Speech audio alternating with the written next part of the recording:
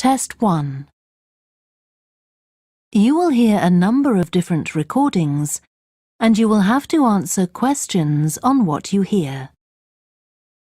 There will be time for you to read the instructions and questions, and you will have a chance to check your work. All the recordings will be played once only. The test is in 4 sections.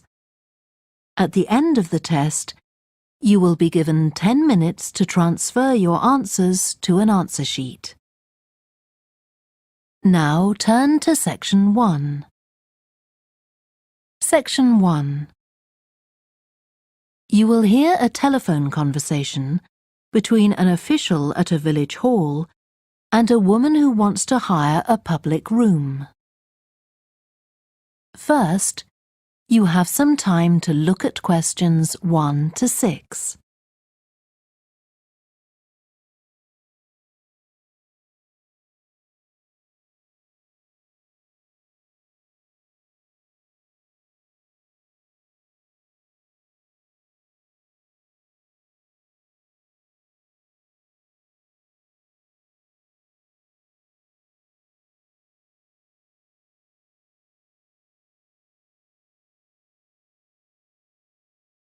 Now we shall begin.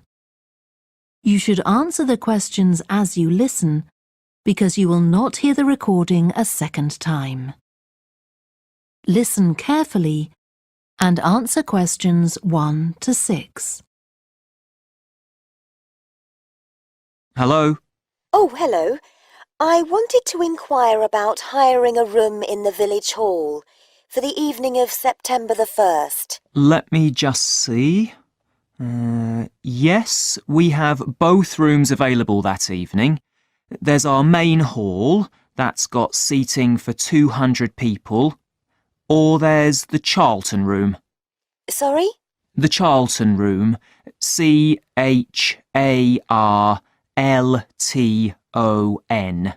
That's got seating for up to 100. Well, we're organising a dinner to raise money for a charity, and we're hoping for at least 150 people. So, I think we'll go for the main hall. How much would that cost? Let's see. You wanted it for the evening of September the 1st? Yes, that's a Saturday. So, from 6 p.m. to midnight, that'd be £115. That's the weekend price. It's £75 on weekdays. That's all right. And I have to tell you, there's also a deposit of £250, which is returnable, of course, as long as there's no damage. But we do insist that this is paid in cash. We don't take cards for that. You can pay the actual rent of the room however you like, though. Cash, credit card, cheque. Oh, well, I suppose that's okay. So, does the charge include use of tables and chairs and so on? Oh, yes. And what about parking? Yeah, that's all included. The only thing that isn't included is, you said you were organising a dinner? Yeah. Well, you'll have to pay extra for the kitchen if you want to use that. It's £25. It's got very good facilities, good quality cookers and fridges and so on. OK. Well, I suppose that's all right. We can cover the cost in our entry charges. Right, so I'll make a note of that. Now, there are just 1 or 2 things you need to think about before the event. For example, you'll have to see about getting a licence if you're planning to have any music during the meal. Oh, really? It's quite straightforward. I'll give you the details later on. And about a week or 10 days before your event, you'll need to contact the caretaker, that's Mr. Evans, to make the arrangements for entry. He'll sort that out with you. And do I give him the payment as well? No, you do that directly with me. Before you hear the rest of the conversation, you have some time to look at questions 7 to 10.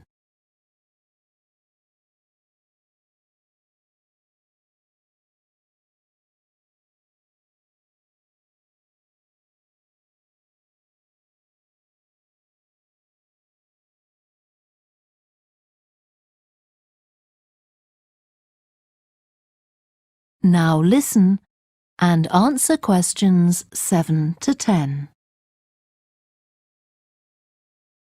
Right. Now, is there anything I need to know about what happens during the event? Well, as you'll be aware, of course, the building is no smoking throughout. Of course. Now, are you having a band? Yes. Well, they'll have a lot of equipment, so rather than using the front door, they should park their van round the back and use the stage door there. You can open that from inside, but don't forget to lock it at the end. OK. And talking of bands, I'm sure I don't need to tell you this, but you must make sure that no one fiddles about with the black box by the fire door. That's a system that cuts in when the volume reaches a certain level. It's a legal requirement. Sure. Anyway, we want people to be able to talk to one another, so we don't want anything too loud. Oh, that reminds me. We'll be having speeches. Are there any microphones available? Yup, just let the caretaker know. He'll get those for you. Right, now, when the event is over, we do ask that the premises are left in good condition. So there's a locked cupboard, and you'll be informed of the code you need to open that. It's got all the cleaning equipment, brushes and detergent and so on. Right. So what do we need to do after everyone's gone?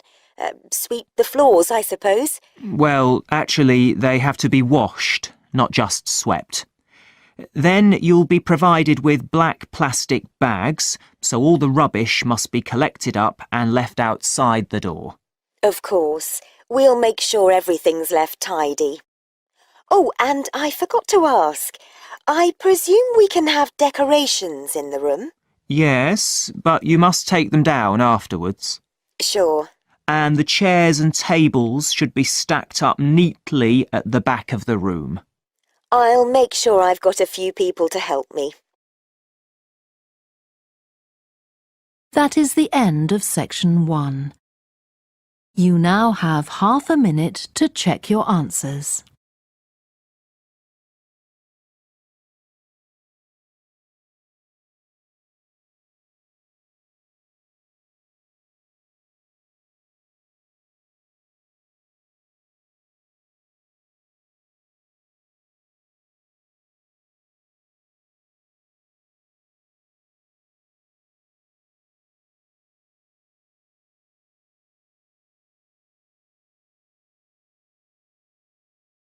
Now turn to section 2. Section 2.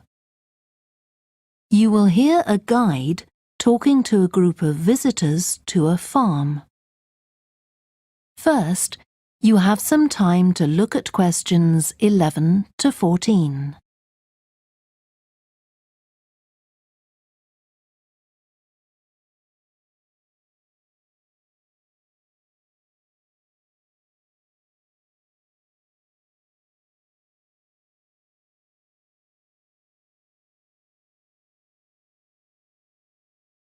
Listen carefully and answer questions 11 to 14.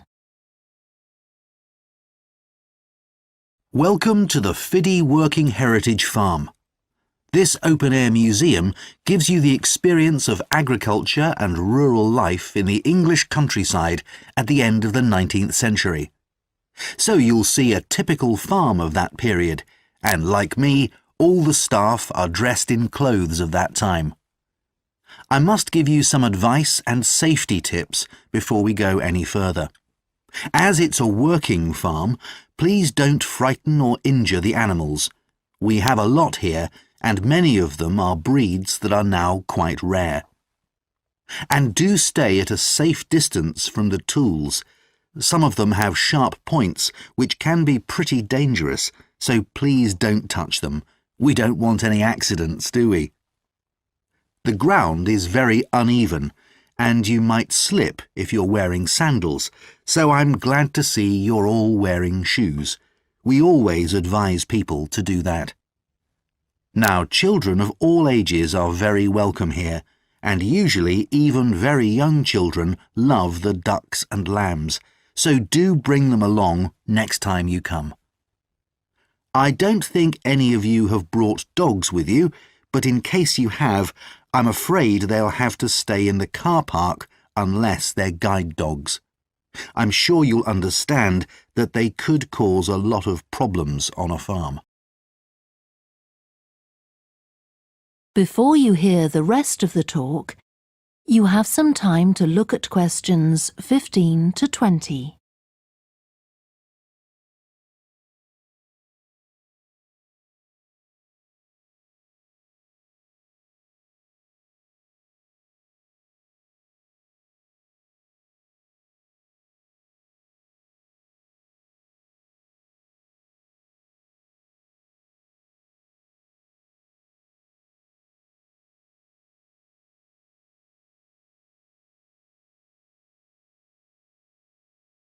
Now listen and answer questions 15 to 20.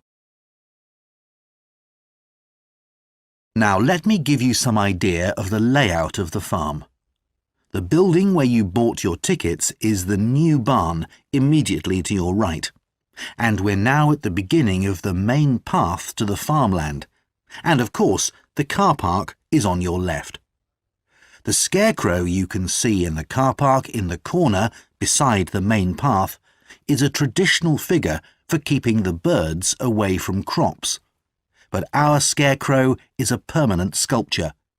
It's taller than a human being, so you can see it from quite a distance. If you look ahead of you, you'll see a maze. It's opposite the new barn, beside the side path that branches off to the right, just over there.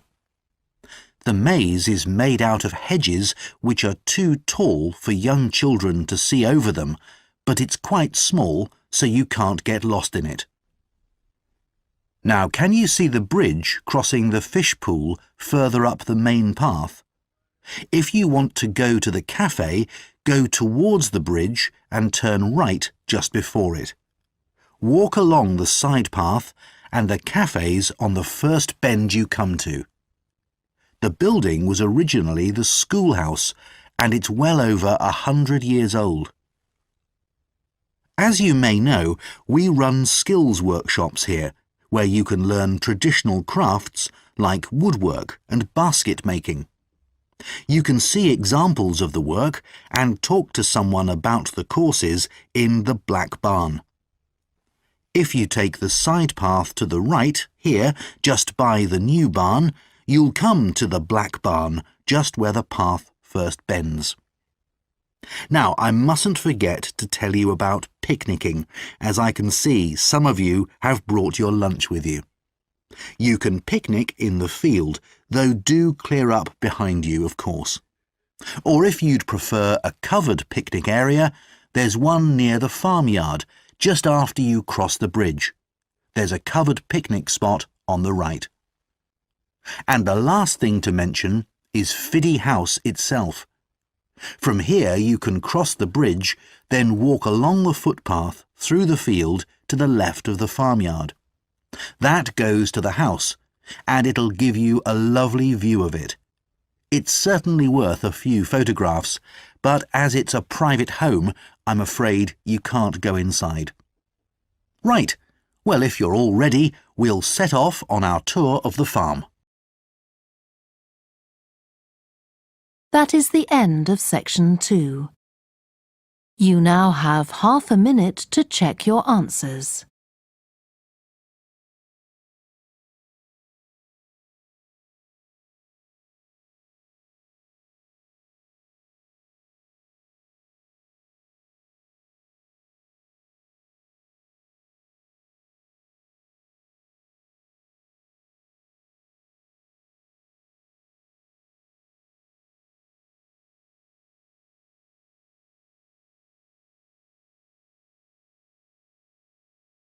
Now turn to section 3.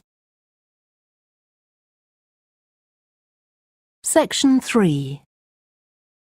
You will hear two psychology students called Lisa and Greg discussing a project they have to do.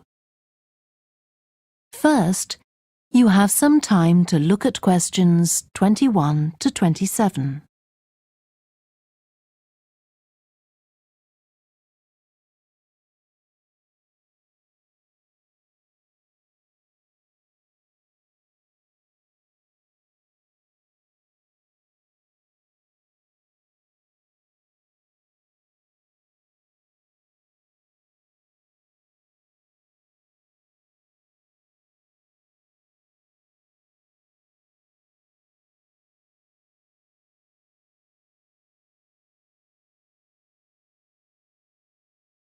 Now listen carefully and answer questions 21 to 27. OK, Greg. So I finally managed to read the article you mentioned, the one about the study on gender in physics. About the study of college students done by Akira Miyake and his team. Yeah, I was interested that the researchers were actually a mix of psychologists and physicists. That's an unusual combination. Yeah. I got a little confused at first about which students the study was based on. They weren't actually majoring in physics. They were majoring in what's known as the STEM disciplines. That's science, technology, engineering and math. Yes, but they were all doing physics courses as part of their studies. That's correct. So, as I understood it, Miyake and co. started from the fact that women are underrepresented in introductory physics courses at college, and also that, on average, the women who do enrol on these courses perform more poorly than the men. No one really knows why this is the case. Yeah, but what the researchers wanted to find out was basically what they could do about the relatively low level of the women's results. But in order to find a solution, they needed to find out more about the nature of the problem. Right. Now, let's see if I can remember.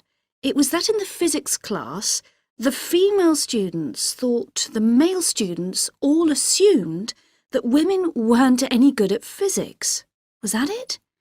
And they thought that the men expected them to get poor results in their tests. That's what the women thought, and that made them nervous, so they did get poor results. But actually, they were wrong. No one was making any assumptions about the female students at all. Anyway, what Miyake's team did was quite simple, getting the students to do some writing before they went into the physics class. What did they call it? Values affirmation.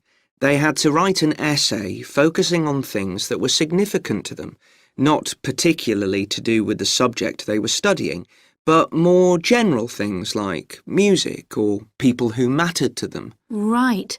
So the idea of doing the writing is that this gets the students thinking in a positive way. And putting these thoughts into words can relax them and help them overcome the psychological factors that lead to poor performance. Yeah.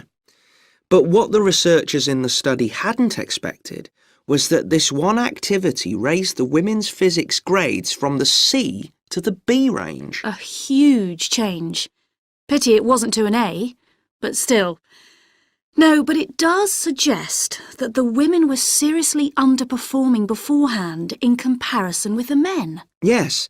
Mind you, Miyake's article left out a lot of details, like did the students do the writing just once or several times? And had they been told why they were doing the writing? That might have affected the results. You mean if they know the researchers thought it might help them to improve, then they just try to fulfill that expectation? Exactly.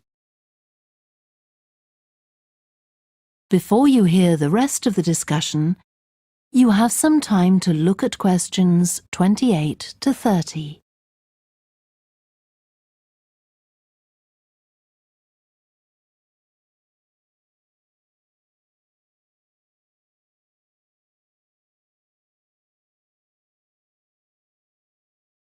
Now listen and answer questions 28 to 30. So anyway, I thought for our project we could do a similar study. but investigate whether it really was the writing activity that had that result. OK, so we could ask them to do a writing task about something completely different, something more factual, like a general knowledge topic. Maybe. Or we could have half the students doing a writing task and half doing something else, like an oral task. Or even half do the same writing task as in the original research and half do a factual writing task. Then we'd see if it really is the topic that made the difference or something else. That's it. Good. So, at our meeting with the supervisor on Monday, we can tell him we've decided on our project. We should have our aims ready by then. I suppose we need to read the original study. The article's just a summary. And there was another article I read by Smolinski. It was about her research on how women and men perform in mixed teams in class, compared with single-sex teams and on their own. Let me guess, the women were better at teamwork. That's what I expected. But actually, the men and the women got the same results, whether they were working in teams or on their own. But I guess it's not that relevant to us. What worries me, anyway, is how we're going to get everything done in the time. We'll be okay now we know what we're doing.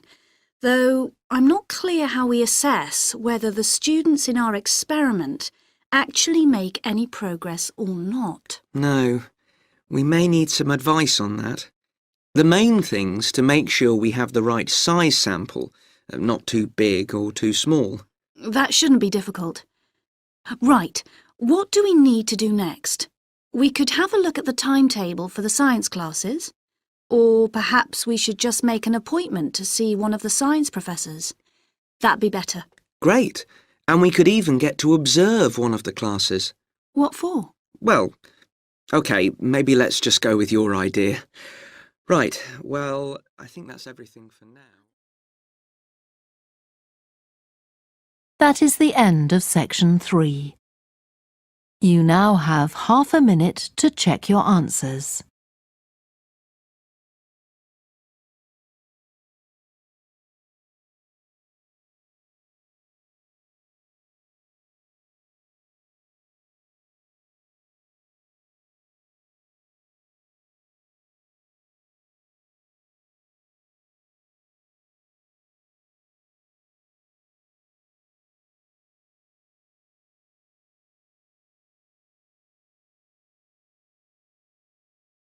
Now turn to section 4. Section 4. You will hear part of a student presentation about the variety of different species that live in the world's ocean. First, you have some time to look at questions 31 to 40.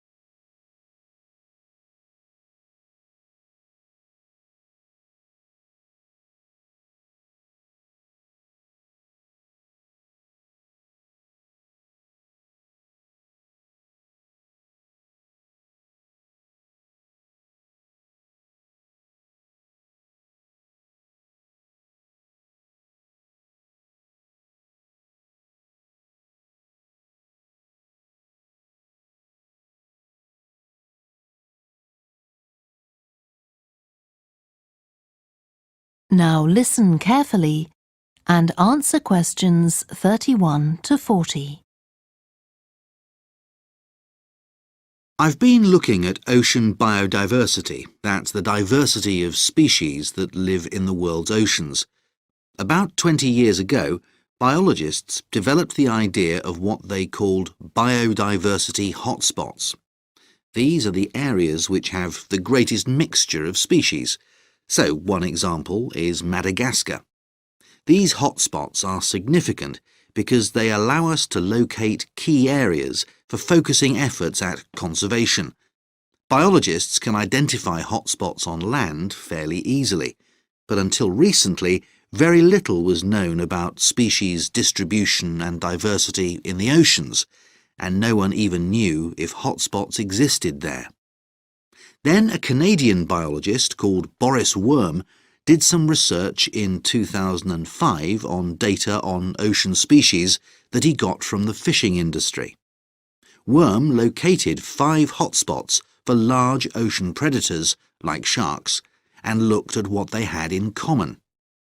The main thing he'd expected to find was that they had very high concentrations of food, but to his surprise, that was only true for 4 of the hotspots.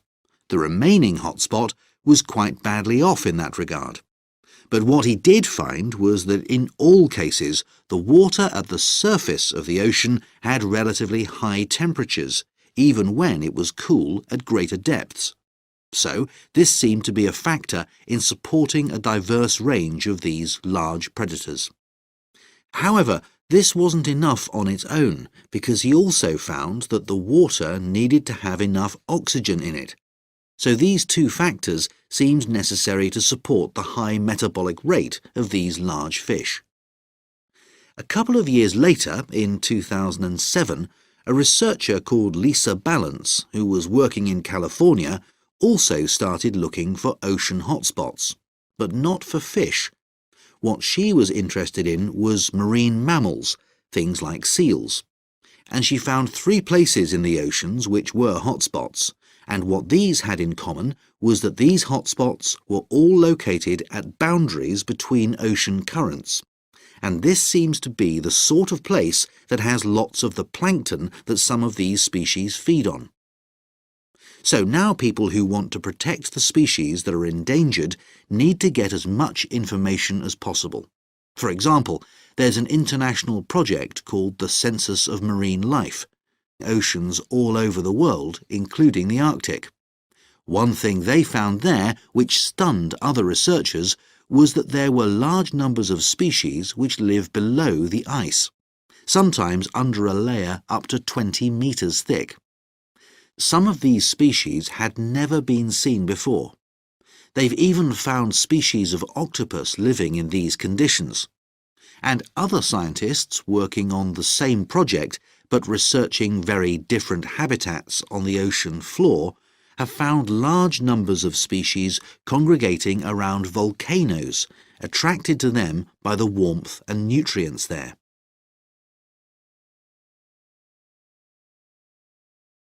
However, biologists still don't know how serious the threat to their survival is for each individual species.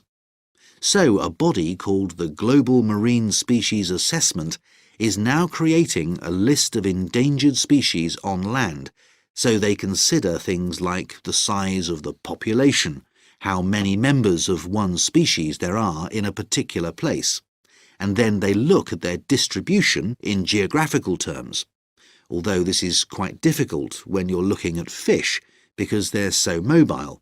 And then thirdly, they calculate the rate at which the decline of the species is happening. So far, only 1,500 species have been assessed, but they want to increase this figure to 20,000. For each one they assess, they use the data they collect on that species to produce a map showing its distribution. Ultimately, they will be able to use these to figure out not only where most species are located, but also where they are most threatened. So, finally, what can be done to retain the diversity of species in the world's oceans? Firstly, we need to set up more reserves in our oceans, places where marine species are protected. We have some, but not enough. In addition, to preserve species such as leatherback turtles, which live out in the high seas but have their nesting sites on the American coast, we need to create corridors for migration, so they can get from one area to another safely. As well as this, action needs to be taken to lower the levels of fishing quotas to prevent overfishing of endangered species. And finally, there's the problem of bycatch. This refers to the catching of unwanted fish by fishing boats. They're returned to the sea, but they're often dead or dying. If these commercial fishing boats used equipment which was more selective so that only the fish wanted for consumption were caught, this problem could be overcome. OK, so does anyone have any questions about... That is the end of section 4. You now have half a minute to check your answers.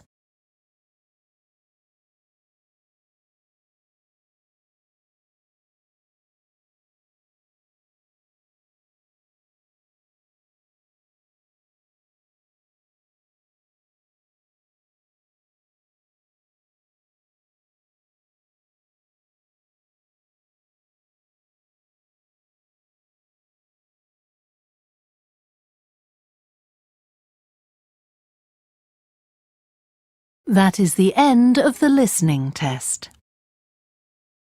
You now have 10 minutes to transfer your answers to the answer sheet.